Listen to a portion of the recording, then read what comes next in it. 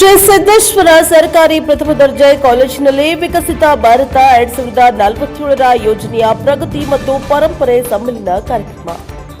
ನರಗುಂದ ಪಟ್ಟಣದ ಶ್ರೀ ಸಿದ್ದೇಶ್ವರ ಸರ್ಕಾರಿ ಪ್ರಥಮ ದರ್ಜೆ ಕಾಲೇಜು ಮತ್ತು ಸ್ನಾತಕೋತ್ತರ ಅಧ್ಯಯನ ಕೇಂದ್ರದಲ್ಲಿ ಸಂಶೋಧನೆ ಮತ್ತು ಅಭಿವೃದ್ಧಿ ಕೋಶದ ವತಿಯಿಂದ ಐಕ್ಯೂಎಸಿ ಪ್ರಾಯೋಜಿತ ಪ್ರಗತಿ ಮತ್ತು ಪರಂಪರೆ ವಿಕಸಿತ ಭಾರತ 2047ನ ನಾವೀನ್ಯತೆ ಮತ್ತು ಪರಂಪರೆಯ ಸಮ್ಮೇಳನ ವಿಷಯದ ಕುರಿತು ಬಹುಶಾಸ್ತ್ರೀಯ ಒಂದು ದಿನದ ರಾಷ್ಟ್ರೀಯ ಸಮ್ಮೇಳನವನ್ನು 2026ರ ಏಪ್ರಿಲ್ 10ರಂದು ಆನ್ಲೈನ್ ಮೂಲಕ ಆಯೋಜಿಸಲಾಗಿತ್ತು.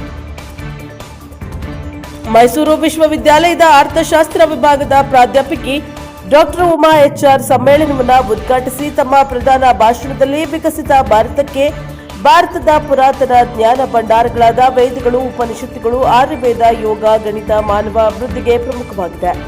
ಸುಸ್ಥಿರ ಅಭಿವೃದ್ಧಿ ತತ್ವಗಳು ನಮ್ಮ ಪಾರಂಪರಿಕ ಜ್ಞಾನದಲ್ಲೇ ಇದ್ದವು. ಉದಾಹರಣೆಗೆ ಆರೋಗ್ಯಕರ ಜೀವನ ಶೈಲಿಗೆ ಆಯುರ್ವೇದ, ಮಾನಸಿಕ ಮತ್ತು ದೈಹಿಕ ಸಮತೋಲನಕ್ಕೆ ಯೋಗ, ಪರಿಸರ ಸ್ನೇಹಿ ನಿರ್ಮಾಣಕ್ಕೆ ವಾಸ್ತುಶಿಲ್ಪ. ಪಾಶ್ಚಾತ್ಯ ರಾಷ್ಟ್ರಗಳು ಕೂಡ ಈಗ ಭಾರತೀಯ ಜ್ಞಾನವನ್ನ ಅಳವಡಿಸಿಕೊಳ್ತಾ ಇವೆ ಎಂದು ತಿಳಿಸಿದರು.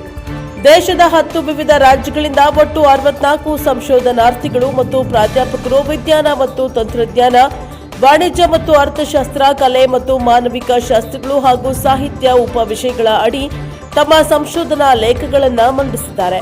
ತಾಂತ್ರಿಕ ಅಧಿವೇಶನಗಳ ಮುಖ್ಯಸ್ಥರಾಗಿದ್ದ doctor Krishna B Chavadareddy, doctor S G. Vibhuti ಮತ್ತು ಡಾಕ್ಟರ್ ರಂಗನಾಥ ಕಂಠನಕುಂಟೆರವರು ವಿವಿಧ ಸಂಶೋಧನಾ ಲೇಖನಗಳನ್ನು ಮೌಲ್ಯಮಾಪನ ಮಾಡಿ ವಿಕಸಿತ ಭಾರತಕ್ಕೆ ನಮ್ಮ ಕೊಡುಗೆ ಏನು ಎಂಬುದನ್ನು ತಿಳಿಸಿಕೊಟ್ಟಿದ್ದಾರೆ.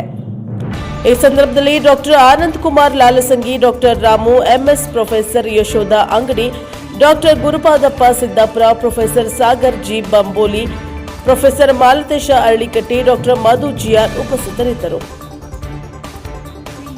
Bureau report Chandrashekar Gowda Patil, NK 24 Nargund.